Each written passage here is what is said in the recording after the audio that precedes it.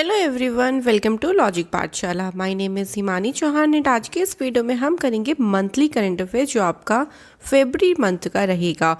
और इस वीडियो में हम कवर करेंगे नेशनल, स्टेट और जो भी मिसलेनियस न्यूज़ है, यानी आपकी कोई अपॉइंटमेंट्स हैं, कोई डेज एंड थीम से क्वेश्चन बन सकता है या बुक एंड ऑथर से क्वेश्चन बन सकता है, तो उन सभी क्वेश्चंस को यहाँ पर हम कवर करेंगे। तो वीडियो बहुत ज़्यादा इंपॉर्टेंट होने वाली है, तो बिना स्किप करें इस वीडियो को बिल्कुल अच्छे से देखें। और इस वीडियो का जो भी PDF लिंक होगा वो आपको मेरे टेलीग्राम चैनल से मिल जाएगा। सो जिन्होंने ज्वाइन नहीं किया हो तो जल्दी से ज्वाइन करें, डिस्क्रिप्शन बॉक्स में लिंक दिया होता है। तो चलिए वीडियो को शुरू करते हैं। देखिए, इससे पहले ऑलरेडी एक पार्ट अपलोड हो गया है जिसमें मैंने आपको इंटरनेशनल स्पोर्ट्स न्यूज़ करवा दी थी, तो ये सेकंड पार्ट रहेगा और इसमें आपका पूरा मंथ का करंट अफेयर्स कवर हो जाएगा। तो चलिए शुरू करते हैं नेशनल न्यूज़ से। सबसे पहला न्यूज़ देखिए क्या है, आप लोग अपने आंसर्स भी लगाते रहें ताकि आपका रिवीजन भी यहाँ से अच्छे से रहे। तो देखिए सबसे पहला क्वेश्चन क्या है, who has recently launched intensive mission rainbow 3.0। सो गहन मिशन 3.0 जो ये योजना है या मिशन कह लीजिए, इसे किसने लॉन्च किया था? So the correct answer is बिल्कुल doctor Harshvardhan is the correct answer. ये एक तरीके का वैक्सीनेशन प्रोग्राम है, मतलब टीकाकरण कार्यक्रम है। इसमें उन लोगों को टीका लगाया जाएगा या उन मदर्स को, प्रेग्नेंट वुमेन को वैक्सीनेशन दिया जाएगा जिनको अभी तक टीका नहीं लगा है। तो ध्यान रखिएगा, डॉक्टर हर्षवर्धन ये कौन है? हमारे यूनियन हेल्थ मिनिस्टर हैं और इन्हीं के द्वारा इस मिशन को लॉन्च किया गया था। ठीक है, first question will be clear. चलिए तो बढ़ते हैं हम अपने क्वेश्चन नंबर 2 पे। Recently who released India energy outlook 2021 report. तो ये रिपोर्ट जो है वो इसे किसने रिलीज किया था? तो आंसर क्या होगा? बिल्कुल लगाएं अपना आंसर, बिल्कुल IEA। IEA की फुल फॉर्म देखो क्या होती है, इसकी फुल फॉर्म होती है इंटरनेशनल, मैं शॉर्ट में लिख रही हूँ, इंटरनेशनल एनर्जी एजेंसी। ठीक है, ये है इसकी फुल फॉर्म और इसके द्वारा ही इसको इस रिपोर्ट को जारी किया गया था। इस रिपोर्ट में क्या बोला गया? तो इसमें बोला गया कि इंडिया की जो एनर्जी डिमांड है वो अगले 2 डिकेड्स में 25% जो है वो इंक्रीज़ हो जाएगी, और भी ज़्यादा डिमांड इंडिया में रहेगी एनर्जी की। और इस टाइम अगर हम बात करें तो इंडिया जो है ग्लोबल स्तर पर 4थे नंबर पर आता है, जितना कौन सी कैटेगरी में? एनर्जी कंज्यूमिंग कैटेगरी में। लेकिन ये बोला गया कि 2030 तक, भाई रुको 2030 तक इंडिया जो है ना, अभी तो 4थे नंबर पे है, 2030 तक इंडिया 3rd नंबर पे आ जाएगा और इतनी ज़्यादा एनर्जी डिमांड बढ़ेगी कि 2040 में इंडिया 1st पोजीशन पर आ जाएगा। ये सारी बात जो है वो इस रिपोर्ट में कही गई है, जिसे जारी किया है इंटरनेशनल एनर्जी एजेंसी ने, राइट। अगला क्वेश्चन है, मिशन चंद्रयान 3 जो है वो ये किसने लॉन्च किया था? तो आंसर क्या होगा? बिल्कुल आप लोग भी लगा सकते हैं साथ साथ में 2022। ठीक है, तो ध्यान रखिएगा जो मिशन चंद्रयान 3 भेजा जाएगा वो 2022 में भेजा जाएगा। इसका मतलब इससे पहले 2 मिशन ऑलरेडी हो चुके हैं, चंद्रयान 1 और चंद्रयान 2। तो चलिए इसके बारे में थोड़ा सा रिवाइज कर लेते हैं। चंद्रयान 1 लॉन्च किया गया था 22 अक्टूबर 2008 और इसे किस रॉकेट की हेल्प से भेजा गया था? PSLV XLC-11। ध्यान रखिएगा, रॉकेट का नेम पूछा जाता है। उसके बाद चंद्रयान 2 भेजा गया था 22 जुलाई 2019 को, और रॉकेट का अगर नाम पूछा गया तो GSLV MK3 इस रॉकेट की हेल्प से भेजा गया था। तो आप लोगों को ये दोनों ही अच्छे से ध्यान रखने हैं, राइट। अगला क्वेश्चन देखिए क्या है, गो इलेक्ट्रिक कैंपेन को किसके द्वारा यहाँ पर लॉन्च किया गया था? तो बताएंगे आप लोग भी। गो इलेक्ट्रिक कैंपेन को लॉन्च किया गया था नितिन गडकरी जी के द्वारा। ठीक है, ये हमारे यूनियन ट्रांसपोर्ट मिनिस्टर हैं और इन्होंने जो इलेक्ट्रिक कुकिंग होता है उसके बारे में लोगों को अवेयरनेस करने के लिए, बेनिफिट्स बताने के लिए ही इस कैंपेन को लॉन्च किया गया था। बिकॉज आप सभी को पता है कि इलेक्ट्रिसिटी पर ज़्यादा फोकस किया जा रहा है, तो जो आप कुकिंग वगैरह भी करते हो, जो इंडक्शन होता है जिससे, तो इलेक्ट्रिक तरीके से जो कुकिंग करते हैं उसके बेनिफिट्स यहाँ पर बताए गए थे। ठीक है, अगला क्वेश्चन देखिए क्या है, पहली वुमेन कौन सी है आफ्टर इंडिपेंडेंस जिनको फांसी दी जाएगी, तो उनका नेम है शबनम। क्यों दी जाएगी, तो 2008 की बात है जब इन्होंने अपने लवर सलीम के साथ मिलकर अपनी ही फैमिली के मेंबर्स की हत्या कर दी थी और उसी के आरोप में इनको यहाँ पर क्या दी जाएगी, फांसी की सजा दी जाएगी। ठीक है, ध्यान रखिएगा, इंपॉर्टेंट क्वेश्चन रहेगा। अगला है हुनर हाट जो ऑर्गेनाइज किया जाएगा मिनिस्ट्री ऑफ माइनॉरिटी अफेयर। जल्दी से बताएंगे कि मिनिस्ट्री ऑफ माइनॉरिटी अफेयर्स के मिनिस्टर कौन है। ठीक है, कमेंट करके बताएंगे वीडियो पॉज करके। तो ये जो हुनर हाट है इसका आयोजन किया गया न्यू दिल्ली में, और न्यू दिल्ली में अगर पूछा जाए कहाँ पर इसका आयोजन किया गया तो जवाहरलाल नेहरू स्टेडियम में जो है वो इसका आयोजन किया गया। और इस प्रोग्राम को या फिर इस जो हुनर हाट है इसको इनॉग्रेट किया गया by the defence minister Rajnath Singh के द्वारा। ठीक है, इसमें होगा क्या, देखो जो क्राफ्टमैन हैं, जो आर्टिशियंस है, वो अपने जो प्रोडक्ट्स है वो यहाँ पर शो करेंगे और जो उन्होंने बनाई चीज़ें होंगी वो यहाँ पर शोकेस करी जाएगी। तो ध्यान रखिएगा, न्यू दिल्ली में इसका आयोजन किया गया था। अगला क्वेश्चन है, रिसेंटली एक सर्वे शुरू किया गया ड्रिंकिंग वाटर सर्वे।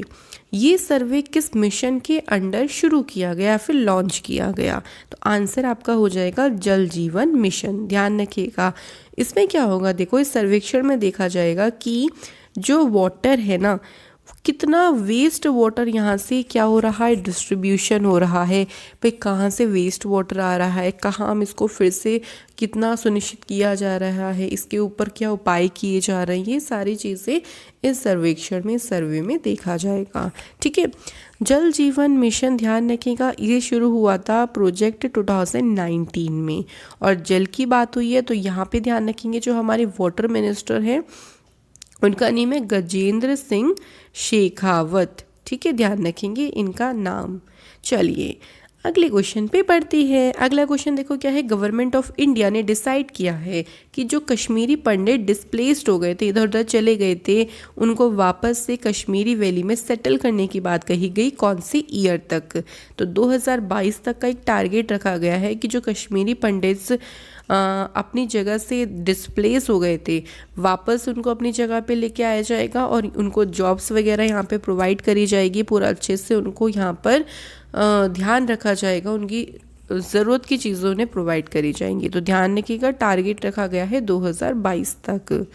अगला है, इंडिया का पहला सीएनजी ट्रैक्टर किसके द्वारा लॉन्च किया गया, तो भैया ट्रैक्टर कहाँ पे चलता है, रोड पे चलता है। और रोड ट्रांसपोर्ट और हाईवे के मिनिस्टर कौन है, बताए जल्दी से, बिल्कुल नितिन गडकरी। तो भाई इन्हीं के द्वारा इसको लॉन्च किया गया। और ध्यान रखिएगा जो ट्रैक्टर है वो बहुत ही ज़्यादा जो फ्यूल है उसको सेव करेगा। जो फ्यूल की देखो इतनी ज़्यादा कॉस्ट बढ़ती जा रही है उसको भी सेव करने में मदद करेगा, नई नई अपॉर्चुनिटी फार्मर्स के लिए लेके आएगा। और ये जो सीएनजी से ट्रैक्टर चलेगा उससे आपका पोल्यूशन भी कम होगा, तो पोल्यूशन कंट्रोल करने में भी ये हेल्प करेगा।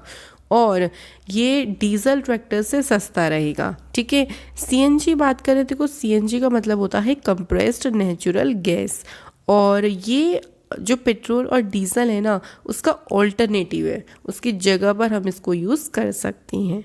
ध्यान रखेंगे, इतनी सारी जो भी एक्स्ट्रा फैक्ट्स मैं बता रही हूँ वो ध्यान रखेंगे। अगला है, इंडिया का पहला डिजिटल यूनियन बजट कौन सी डेट को प्रेजेंट किया गया, और हर साल ध्यान रखिएगा 1 फरवरी को केंद्रीय बजट पेश किया जाता है। डिजिटल देखो इसलिए बोला गया क्योंकि इस बार का जो बजट था वो कैसा बजट था, पेपरलेस बजट था। ध्यान रखिएगा, और बजट पेश कौन करते हैं, तो फाइनेंस मिनिस्टर। कौन है इस टाइम पे फाइनेंस मिनिस्टर, निर्मला सीतारमण। इनके द्वारा जो बजट है वो पेश किया गया। तो डेट ध्यान रखेंगे, किसने पेश किया ध्यान रखेंगे।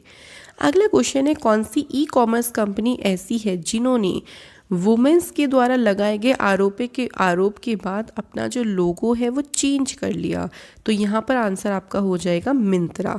बिकॉज इनका जो पहला लोगो था ना वो एक तरीके से थोड़ा सा एब्यूसिव वाला लोगो था वुमेन्स के लिए, तो यहाँ पर कंप्लेंट भी की गई इस बात को लेके, और उसके बाद इन्होंने क्या किया, अपना जो लोगो है वो चेंज कर दिया। ध्यान रखना। अगला क्वेश्चन है, how long did the Indian Railways aim to build the world first pollution free rail. तो भैया हमारी इंडियन रेलवे ने, जल्दी से बताओ इंडिया रेलवे मिनिस्टर कौन है, रेलवे मिनिस्ट्री किसके पास है, ठीक है।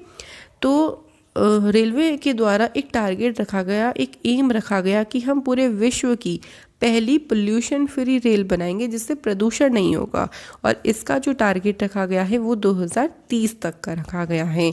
और रेलवे मिनिस्टर, मैंने पूछा था उनका नेम क्या है, पीयूष गोयल, ठीक है। इनके द्वारा ये बात कही गई कि हम ऐसा टारगेट फिक्स कर रही हैं। और इसके अलावा एक और टारगेट रखा गया है कि अगले 3 सालों में जो रेलवे लाइन है ना उनका इलेक्ट्रिफिकेशन किया जाएगा। तो ज़्यादा से ज़्यादा इलेक्ट्रिक चीज़ों पे जोर दिया जा रहा है, चाहे वो व्हीकल्स हो, चाहे कुकिंग हो, चाहे आपका ट्रेन्स हो, ठीक है। तो टारगेट आप ध्यान रखिएगा 2030। आगे बढ़ते हैं तो अपनी शुरू करते हैं स्टेट न्यूज़, जिसमें देखो सबसे पहली न्यूज़ आपको क्या मिलती है, which state establish the botanical garden. So भाई इसमें पूछा गया देखो कौन सी स्टेट में बोटैनिकल गार्डन की स्थापना होगी, तो आंसर आपका हो जाएगा उत्तराखंड। इसमें क्या होगा, देखो यहाँ पर 210 से ज़्यादा स्पीशीज़ रखी जाएंगी प्लांट्स की, ट्रीज़ की, जो कहाँ से लेके आई जाएंगी, हिमालय के शिवालिक रेंज से लेके आई जाएंगी, ठीक है। और उत्तराखंड के नैनीताल डिस्ट्रिक्ट में इस बोटैनिकल गार्डन को बनाया जाएगा, ठीक है। अगला क्वेश्चन है कौन सी यूनियन टेरिटरी में पहला इग्लू कैफ़े ओपन किया गया, तो आंसर आपका हो जाएगा बिल्कुल जम्मू कश्मीर, इससे करेक्ट आंसर। तो ध्यान रखिएगा जम्मू कश्मीर में भी एक जगह है बहुत ही ब्यूटीफुल जिसका नेम है गुलमर्ग, वहाँ पे इस कैफ़े को शुरू किया जाएगा। एक काफ़ी अट्रैक्टिव कैफ़े रहेगा और कस्टमर्स को बहुत अट्रैक्ट करेगा, तो लोग यहाँ पे देखो देखने के लिए आएंगे इस चीज़ को, तो पर्यटन भी बढ़ेगा। तो सारे पर्पस को देखते हुए जम्मू कश्मीर में इस कैफ़े को शुरू किया जाएगा। अगला क्वेश्चन है भारत का पहला वेटलैंड कंजर्वेशन मैनेजमेंट सेंटर, जिसे हम कह सकते हैं वेटलैंड संरक्षण प्रबंधन सेंटर। जल्दी से बताएंगे कि भारत के कितने वेटलैंड्स रामसर लिस्ट में शामिल हैं, ठीक है। और पहला जो मैनेजमेंट सेंटर है वो कहाँ पे ओपन किया जाएगा, तो आंसर होगा चेन्नई, ठीक है।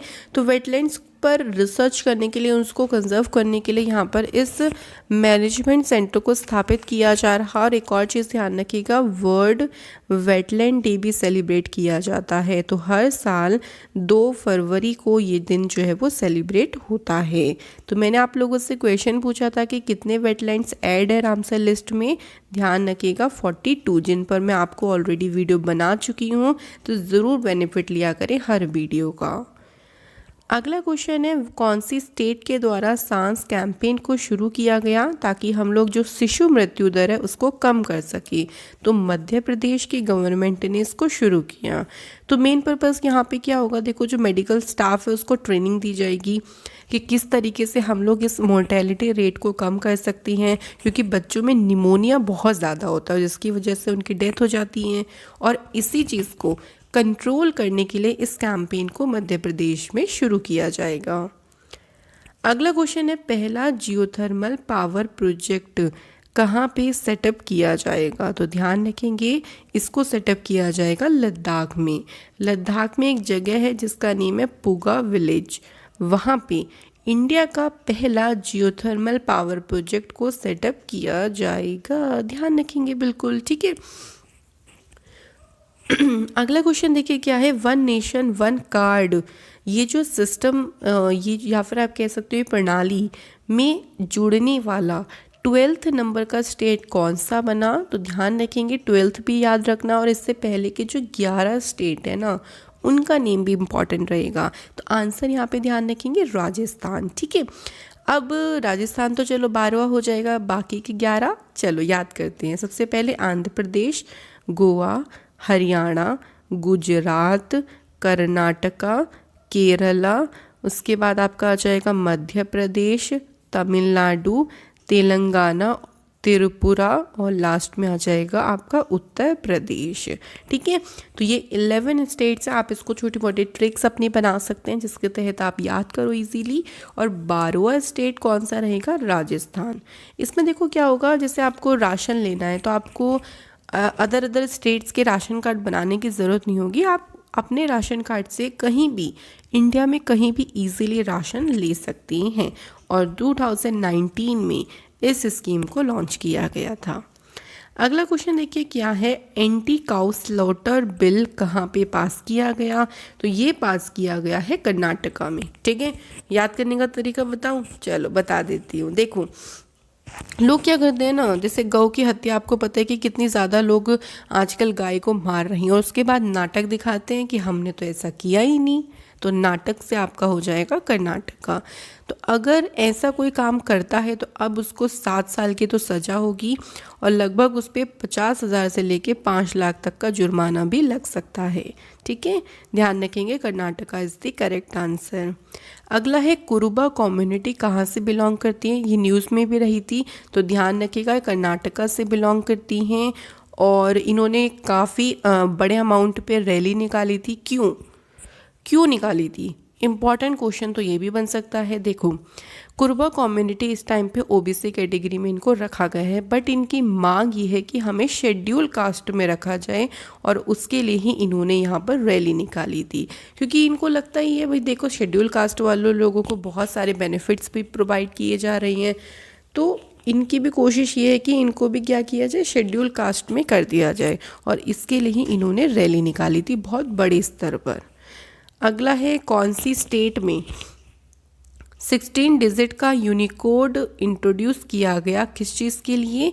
जो ज़मीन है ना उसकी आइडेंटिफिकेशन के लिए, तो ये लॉन्च किया गया है या फिर इंट्रोड्यूस किया गया है कहाँ पे? उत्तर प्रदेश में। ठीक है, इससे क्या होगा, इजीली जो लैंड ऑनरशिप है वो पता चल जाएगी। भाई देखो जैसे आपने नंबर डाला पता चल जाएगा ना ज़मीन किसके नाम पे है, तो फ्रॉड इतने ज़्यादा जो बढ़ते जा रहे हैं वो कंट्रोल हो सकेंगे, तो ये आपको ध्यान रखना है। अगला क्वेश्चन देखिए क्या है, वर्ल्ड का ओल्डेस्ट एनिमल का फॉसिल कौन सी स्टेट में पाया गया? तो ये पाया गया मध्य प्रदेश में। ठीक है, मध्य प्रदेश में भीमबेटका रॉक शेल्टर्स हैं जो कि यूनेस्को की वर्ल्ड हेरिटेज साइट में भी शामिल हैं, वहाँ पे ये फॉसिल पाए गए। और अगर पूछा जाए एनिमल का नेम, तो ये आप ध्यान रखना, डिकिंसोनिया, नाम अटपटा सा है बट ध्यान रखना है आपको इसका नेम। ये अर्थ का ओल्डेस्ट एनिमल का फॉसिल पाया गया है मध्य प्रदेश में। ठीक है, चलो अगला क्वेश्चन देखिए क्या है, मध्य प्रदेश में, सॉरी मैंने आंसर तो पहले ही भूल दिया, चलिए कोई बात नहीं, बट इसमें यहाँ पे मैं लिखना ही भूल गई हूँ, यहाँ अरुणाचल प्रदेश की जगह कर लीजिए मध्य प्रदेश। ठीक है, आपको पीपीटी में सही करा हुआ मिलेगा। तो कौन से स्टेट में डेकॉइट्स पर आधारित एक म्यूज़ियम बनाया जाएगा? तो ये बनाया जाएगा मध्य प्रदेश में।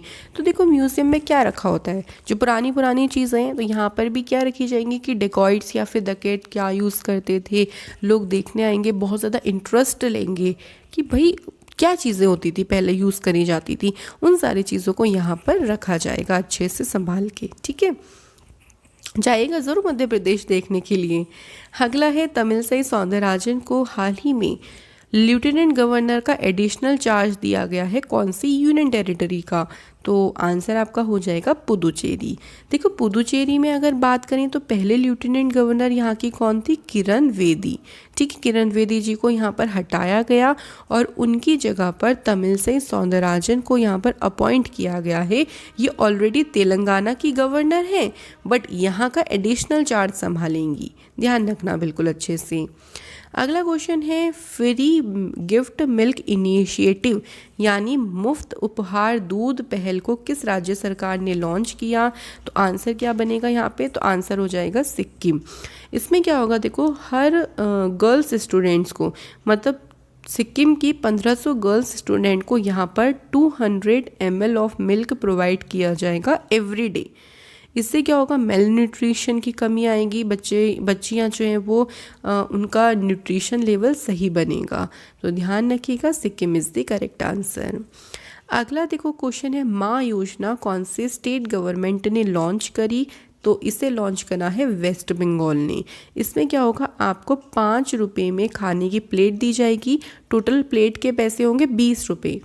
5 रुपये आप प्रोवाइड करोगे और 15 रुपये की जो सब्सिडी होगी वो गवर्नमेंट देगी। तो इससे क्या होगा, लोगों को भरपेट खाना भी मिल पाएगा जो कि कम रेट में। तो आंसर आपका होगा वेस्ट बंगाल। अगला है वर्ल्ड का लार्जेस्ट क्रिकेट स्टेडियम, ध्यान रखिएगा नाम मोटेरा, जिसका नेम मोटेरा है। बाकी इसका जो नेम रखा गया वो सरदार वल्लभ भाई पटेल के नाम पर रखा गया और बाद में इसको नरेंद्र मोदी जी के नाम पर कर दिया गया है। ठीक है, तो इसको यहाँ पे बनाया जाएगा अहमदाबाद में। ठीक है, और जो इंडिया और इंग्लैंड का टेस्ट सीरीज हुआ था वो भी इसी स्टेडियम में कराया गया था। ठीक है, ध्यान रखेंगे। अगला क्वेश्चन पे बढ़ते हैं। नेक्स्ट क्वेश्चन है, देखो कौन सी स्टेट में इंडिया का लार्जेस्ट हॉकी स्टेडियम, जिसका नेम है बिरसा मुंडा हॉकी स्टेडियम, इसकी आधारशिला रखी गई। तो ये रखी गई है कहाँ पे? उड़ीसा में, बिल्कुल। और बिरसा मुंडा जी एक फ्रीडम फाइटर थे, इन्हीं के नाम पे रखा गया है। और 2023 में जो मेंस वर्ल्ड कप होने वाला है हॉकी का, वो होगा इसी स्टेडियम में और इसके अलावा कलिंग स्टेडियम में, दोनों स्टेडियम में इसको कराया जाएगा। ठीक है, चलिए आगे देखो, स्मार्ट आंगनबाड़ियों का निर्माण कहाँ पे किया जाएगा? केरला में। तो जो आंगनवाड़ी हैं जो स्पेशली छोटे बच्चों के लिए होता है, उनको यहाँ पर स्मार्ट आंगनवाड़ियों में कन्वर्ट किया जाएगा ताकि नई नई जो चीज़ें आ रही हैं वो ईजिली यहाँ पर हम लोग यूज़ कर सकें। अगला है, रिसेंटली वर्ल्ड बैंक ने $68 मिलियन के एग्रीमेंट पर साइन किया है, कौन सी स्टेट के साथ, ताकि वहाँ पे क्वालिटी ऑफ एजुकेशन को इम्प्रूव कर सके।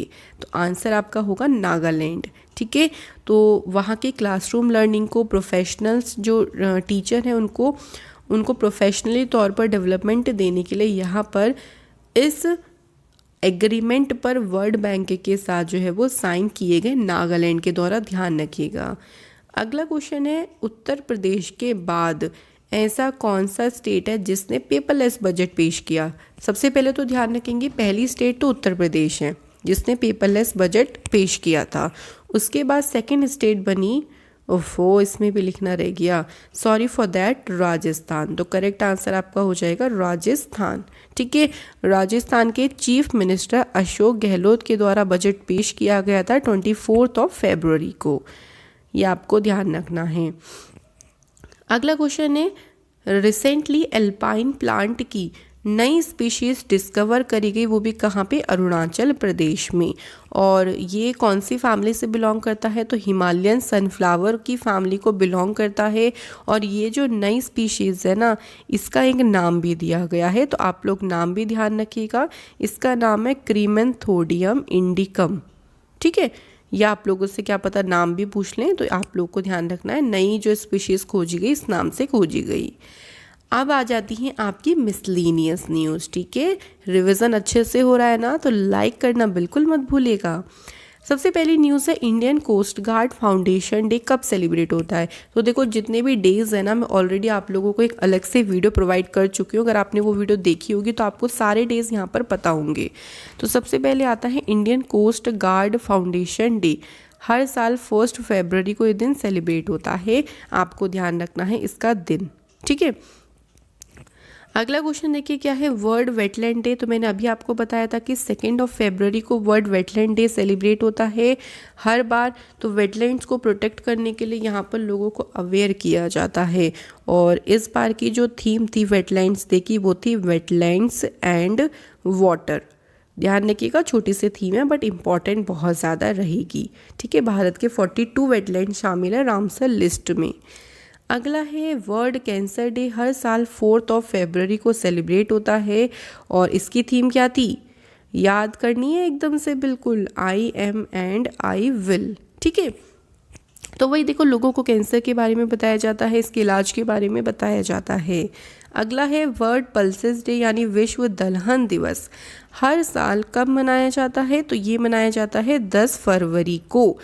और इसकी थीम क्या थी? याद करो जल्दी से, love pulses for healthy diet and planet. ठीक है, ध्यान रखिएगा, ये थी इस बार की थीम। ओके, तो आपको पता है कि दालों में बहुत ज़्यादा न्यूट्रिशन होता है, प्रोटीन्स होते हैं, तो लोगों को इसके बारे में अवेयर किया जाता है। अगला है, किसकी बर्थ एनिवर्सरी पर नेशनल वुमेंस डे हर साल 13 फरवरी को सेलिब्रेट होता है। तो सरोजनी नायडू जी की बर्थ एनिवर्सरी पर सेलिब्रेट होता है।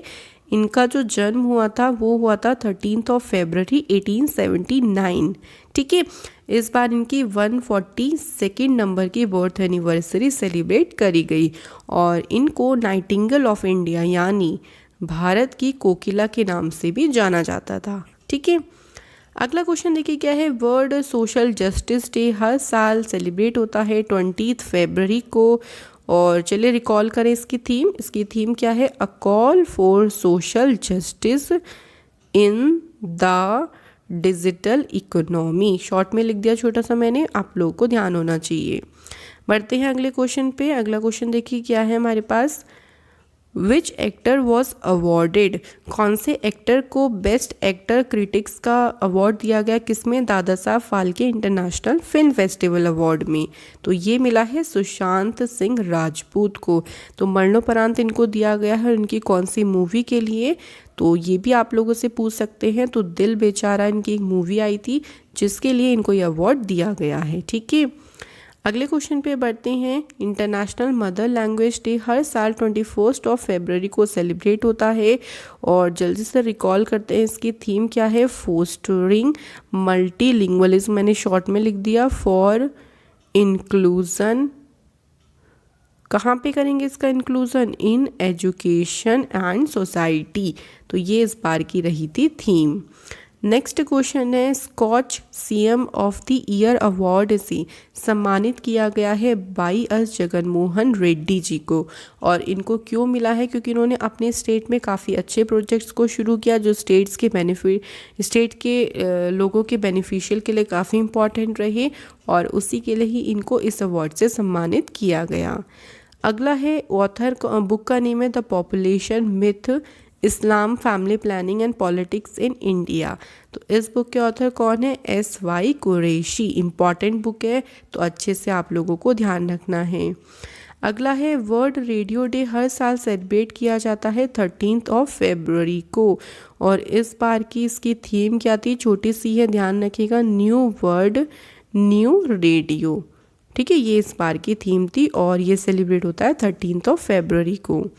अगला है वाइल्ड लाइफ फोटोग्राफर अवार्ड 2021 किसे दिया गया था? तो ये दिया गया था रॉबर्ट इरविन को। ऑस्ट्रेलिया में जो जंगल में आग लगी थी आपने सुना भी होगा 2020 में, जिसको बुश फायर बोला गया था। यहाँ पे मैं इमेजेस सबकी लगा दूंगी, आप लोग देखते रहिएगा। इसी की फ़ोटो इनके द्वारा ली गई थी जिसको यहाँ पर वाइल्ड लाइफ फोटोग्राफर अवार्ड 2021 को दिया गया था। नेक्स्ट है बुक का नेम है अनफिनिश्ड अ मेमोयर। इस बुक को लिखा गया है प्रियंका चोपड़ा जोनस के द्वारा। इनको बारे में तो सभी लोग जानते होंगे, ध्यान रखिएगा। नेक्स्ट बुक है ब्यूटीफुल थिंग्स।